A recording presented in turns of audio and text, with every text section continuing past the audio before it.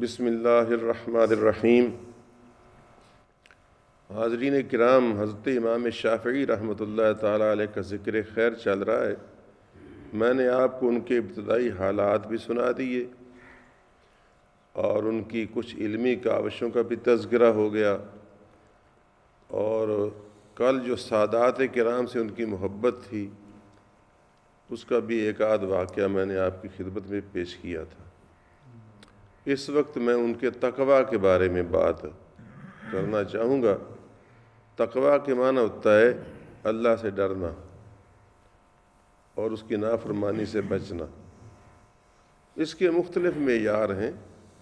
ایک عوام کا تقویٰ ہے، ہم لوگوں کا عوام کا تقویٰ اتنا ہی ہے کہ وہ حرام سے بچیں اور مکروہات سے بچیں، جن کو اللہ نے حرام کیا یا جس کو حضور صلی اللہ علیہ وسلم کی طرف سے مکروہ تحریمہ وہ بھی گناہ ہوتا ہے، اس سے بچیں۔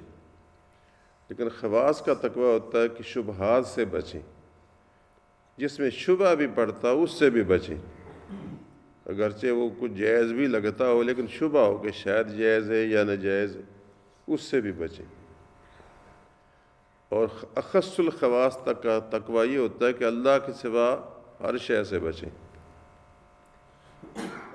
صرف اللہ سے رابطہ ہو اور ہر شے سے بچیں۔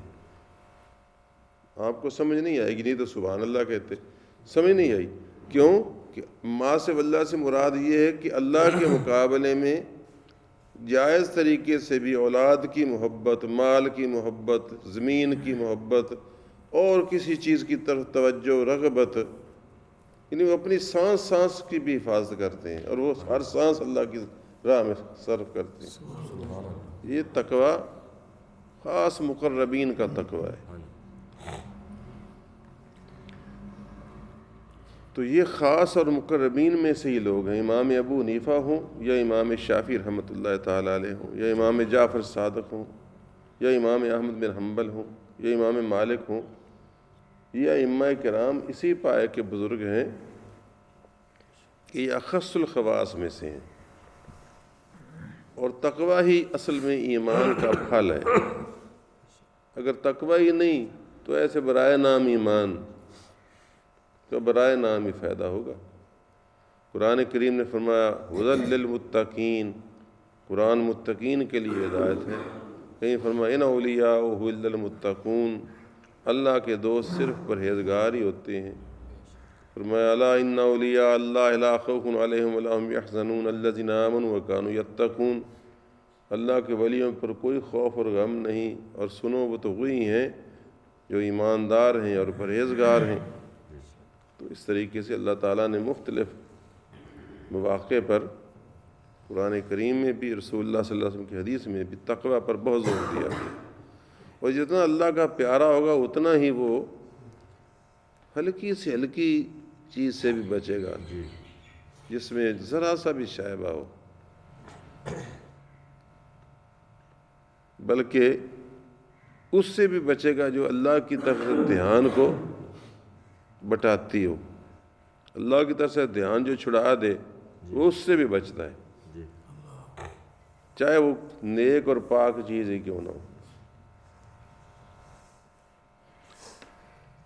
چنانچہ امام شافعی رحمۃ اللہ علیہ، جس طرح امام ابو حنیفہ کا ذکر آپ سنا تھا نا کہ وہ ایک تھان جس میں تھوڑا سا نقص تھا وہ ان کے شریک کار نے بیچ دیا ان کی عدم موجودگی میں، اور گاہ کو بتایا نہیں کہ اس میں نقص ہے، پورے پیسے پر بیچ دیا اور وہ پورے پیسے گلے میں ڈال دیے۔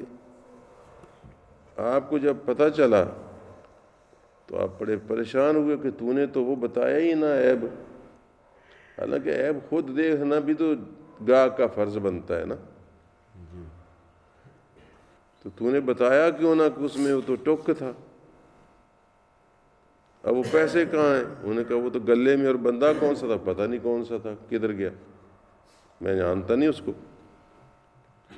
اب چونکہ اس گلے کے اندر وہ پیسے ڈالے گئے اور پیسے رل مل گئے، پتہ نہیں وہ کون سے درم و دینار تھے جو ملے، تو آپ نے اس دن ساری گلے کی رقم اللہ کی راہ میں ہبہ کر دی، وقف کر دی، فقراء مساکین کو دے دی، اور استغفار بھی کیا، اور غالباً اس کا ثواب اس کی روح کو ہی پہنچایا ہوگا، تو سارے پیسے کیوں ہبہ کیے؟ وہ اس لیے کہ پتہ نہیں وہ کون سے درہم تھے یا وہ کون سے دینار تھے، وہ کوئی بھی ہو سکتے ہیں، تو اس کے دینار اس کو واپس بھیجنے تھے، اب وہ رل مل گئے، تو سارے 30,000 تھا، وہ اس دن 30,000 درہم تھا جو آپ نے اس دن مساکین کو بانٹ دیا۔ یہ تقوی کی انتہا تھی، یہ آپ سن چکے ہیں۔ اسی طرح وہ کیچڑ کا، کھڑاؤں سے تھوڑا سا کیچڑ دیوار پر گر گیا، کسی ہمسائے کی، کسی شخص کی، وہ کچی دیوار تھی، اب کھرچتے ہیں تو مٹی نہیں ساتھ آتی ہے، اور نہیں کھرچتے تو اس کی دیوار خراب کیوں کی، اس کا جواب دینا پڑے گا۔ اب کھڑے اسی وہ سوچ رہے ہیں، وہ اتفاق سے باہر نکلا، یاد آ گیا نا، وہ اتفاق سے باہر نکلا، پوچھا حضرت وہ اس نے ادھار دینا تھا اتفاق سے، وہ ڈر گیا کہ یہ اگرائی کے لیے آئے کھڑے، اس نے کہا جی وہ میرے پاس گنجائش نہیں تھی، میں معذرت چاہتا ہوں۔ آپ نے فرمایا اس کو چھوڑو، میں تو اس لیے کھڑا ہوں کہ یہ دیوار کو کیسے صاف کروں۔ تھا وہ یہودی، وہ مسلمان ہو گیا تھا اس تقوی کی بنیاد پر۔ تو مومن کا تقوی دیکھ کر اسلام کی رغبت پیدا ہوتی ہے، اور ہماری نافرمانی، ہمارا فسق و فجور دیکھ کر لوگ اسلام سے متنفر ہوتے جا رہے ہیں۔ ہمیں اس کا پاس رکھنا چاہیے، اپنے کردار کی حفاظت کیا کریں، دکان پر، مکان پر، مسجد میں، جہاں کہیں بیٹھے ہوں، اپنے کوشش کیا کریں جتنا بھی ہو سکے اللہ کا خوف دل میں پیدا کریں اور پرہیزگاری کریں۔ امام شافعی رحمۃ اللہ تعالیٰ علیہ بھی ایسے تھے، یہ مکے میں تھے، ایک مرتبہ ایک رئیس نے، کسی دور کے رئیس نے ایک خاصی رقم مکے میں بھیجی، لیں لاکھوں کی مقدار میں ہوگی، اور وہاں اس نے جس کی طرف بھیجی اس کو تاکید کر دی کہ یہ مکے کے اندر جو اہل تقوی ہے نا ان میں بانٹ دو، جو پرہیزگار لوگ ہوں، ہوتا ہے بندہ رسماً کہہ دیتا کہ یہ اہل تقوی میں، درویشوں میں بانٹ دو، تو وہ کچھ رقم اس میں سے امام شافعی کی خدمت میں بھی لایا۔ آپ نے فرمایا یہ کیسی رقم ہے اور کس نے بھیجی ہے؟ اس نے کہا جی یہ فلاں علاقے کے، بغداد کے فلاں جگہ کے رئیس نے بھیجی ہے۔ اور کس لیے بھیجی؟ فرمایا اس نے کہا انہوں نے کہا ہے کہ یہ اہل تقوی لوگ جو نا مکے میں، ان میں بانٹ دے۔ تو آپ فرمایا ہاں میں تو نہیں یہ لے سکتا کہ میں تو اہل تقوی میں سے نہیں ہوں،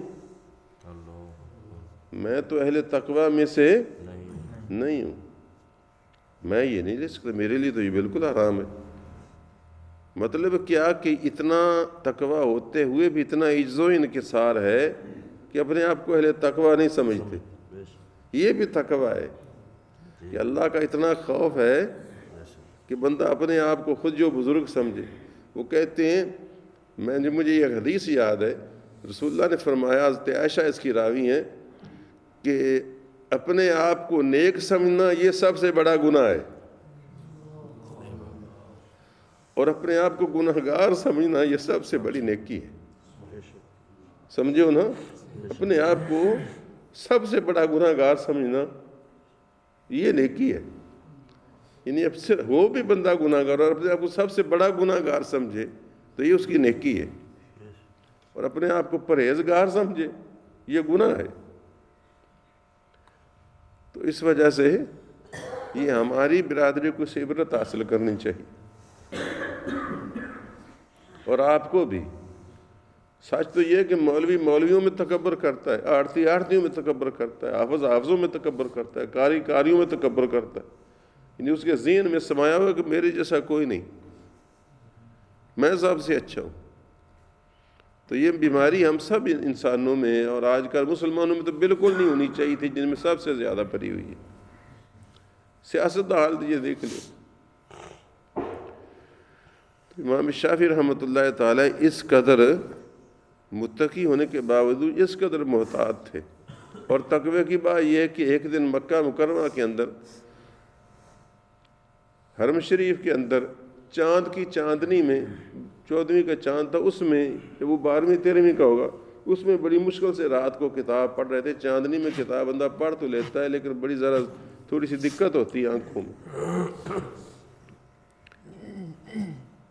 کتاب کو ذاتی مطالعے کی تھی وہ پڑھ رہے تھے، حالانکہ فتوے کی روح سے، اور ہم نے آپ کو فتویٰ دے رکھا ہے، بعض بچے اعتکاف میں بیٹھے ہوتے ہیں اور ان کا امتحان میٹر کا قریب ہوتا ہے تو ہم ان کو اجازت دے دیتے ہیں. میں نے بھی اجازت دی ہے کئی مرتبہ، کہتا جی میں اعتکاف بیٹھنا ہے، اس کے بعد میرا جلدی امتحان ہے، تو کیا میں سکول والی کتاب پڑھ سکتا ہوں؟ تو میں نے کہا اچھی نیت کے ساتھ کہ میں علم پڑھوں گا اور اس سے اسلام کی خدمت کروں گا، اس کے ساتھ نیت اچھی کر لو اور پڑھتے رہو، کوئی بات نہیں ہے جی. آخر بابے شابے کاکے باکے سب باتیں تو کرتے رہتے ہیں نا، کاکے باکے ان کی اصطلاح ہے، تو یہ سارے باتیں بھی تو کرتے رہتے ہیں نا، اور اعتکاف نہیں ٹوٹتا. تو اگر کسی نے بیچارے نے ریاضی کا سوال نیک نیتی کے ساتھ کر لیا کہ حساب کتاب سیکھ جاؤں گا اور مسلمانوں کو ضرورت پڑے گی تو خدمت کروں گا، تو کوئی حرج نہیں، فتویٰ گنجائش دیتا ہے.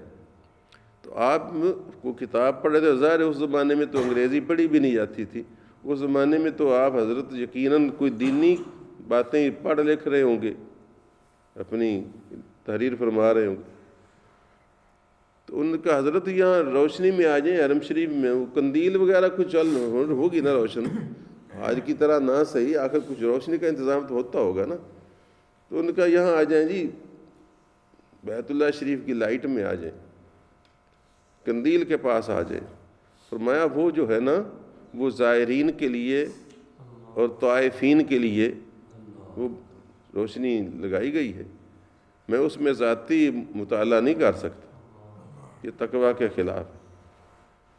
تو اس سے آپ اندازہ فرما سکتے ہیں کہ یہ بزرگ کس پائے کے لوگ تھے.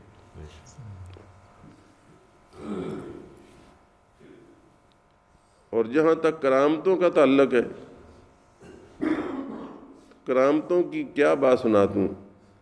ایک مرتبہ ہارون رشید نے وہ سالانہ خراج لیتا تھا رومی بادشاہ سے، تو رومی بادشاہ نے کہا جی کہ میں اس مرتبہ خراج شرط پر بھیجوں گا کہ میں آپ کے دربار میں اپنے دین کے عیسائیت کے بہت بڑے عالم چند بھیج رہا ہوں، 3 4 5، تو ان کے ساتھ کوئی مناظرہ اور مقابلہ کرے آپ کا عالم، اگر ان کو زیر کر لے تو پھر میں خراج دوں گا، ورنہ خراج نہیں دوں گا.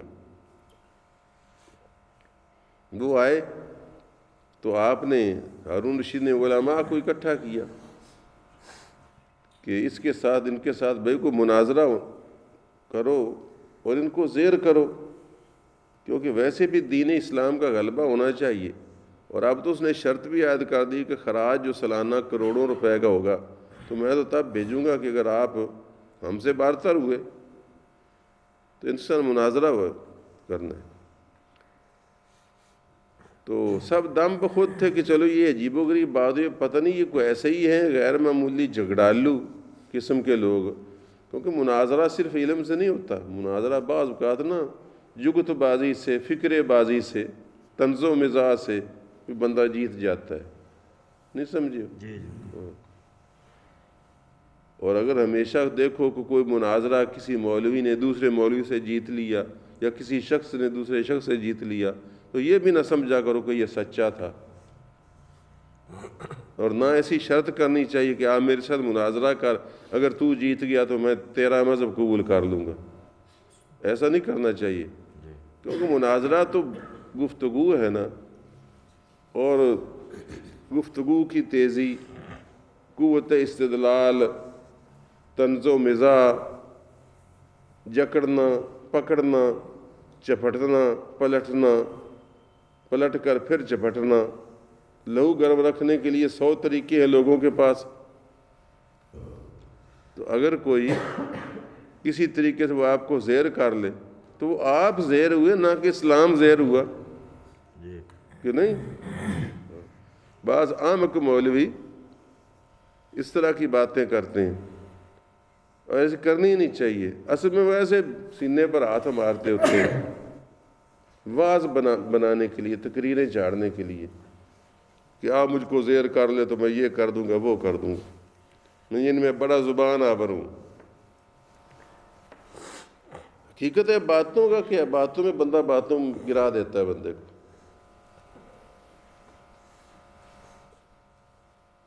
چنانچہ غالباً اگر میں بھولتا نہیں تو یہ بھی امام شافعی کا ایک قول ہے کہ اگر کوئی احمق اور نادان باتونی کسی عالم فاضل سنجیدہ متین شخص کو زیر کر لے باتوں میں، مناظرے میں، تو حیرت زدہ مت ہونا اور اس کو سچا نہ سمجھ لینا، کیونکہ یہ لوہا ہی ہے جو ہیرے کو کاٹ دیتا ہے۔ کیونکہ کتنی اچھی، یہ لوہا ہی ہے جو ہیرے کو کاٹ دیتا ہے۔ تو ہیرا کس طرح کٹتا ہے؟ لوہے کی ریتی ہوتی ہے نا، تو اس کے بدلے لگا لوہا ہیرے سے قیمتی ہو گیا۔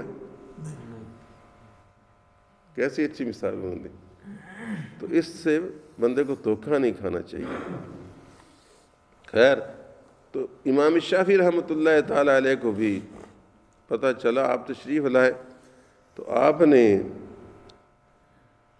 کو یہ پتہ ہے کہ بزرگوں کو خواب میں حضرت خضر ملے تھے، تو انہوں نے بتایا تھا کہ اللہ کے اس سرزمین پر اللہ کے ابدال ہیں، اوتاد ہیں، اغواس ہیں۔ تو انہوں نے فرمایا جی کہ عرض کیا کہ ان کا کوئی نام لیجئے۔ حضرت خضر سے کہا کسی کا نام بتائیے، تو انہوں نے کہا امام شافعی بھی اوتاد میں سے ہیں۔ تو امام شافعی رحمۃ اللہ تعالیٰ علیہ بھی آئے، حالانکہ بنسبت دوسروں کے کم سن تھے، تو انہوں نے کہا جی ان سے مناظرہ کرنا ہے۔ فرمایا آئے پھر وہاں کھڑا ہو کر مناظرہ کریں جہاں ہم کرتے ہیں۔ چنانچہ آپ نے مصلی ڈالا تھا بغداد میں دریا دجلہ کے اوپر، پانی کے اوپر، اور اوپر جا کر کھڑے ہو گئے اور نفل پڑھنے لگے۔ اب یعنی آپ نے ان کے ساتھ مناظر کی وجہ کو کرامت سے زیر کر کے بھیج دینا چاہیے۔ اب ان میں کیا ہمت تھی کہ وہ پانی پر مصلی بچھاتے؟ تو وہ سارے مسلمان ہو گئے جو آئے تھے۔ وہ رومی بادشاہ بڑا پریشان ہوا، اس نے سنا تو بڑا پریشان ہوا اور خوش بھی ہوا کہ شکر ہے خدا کا کہ وہ وہاں تھے، اگر یہاں ہوتے تو سارا یہ روم مسلمان ہو جاتا۔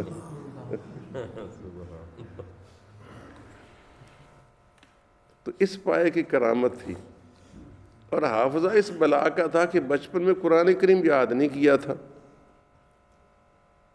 بچپن میں قرآن کریم یاد نہیں کیا تھا، لیکن لوگ جس طرح حافظ کہنے لگتے ہیں آج کل، تو یہ حال ہے کہ صرف داڑھی دے کر ہی حافظ کہنے لگتے ہیں۔ ہمارا نظیر ادھر حافظ کہلاتا ہے، تو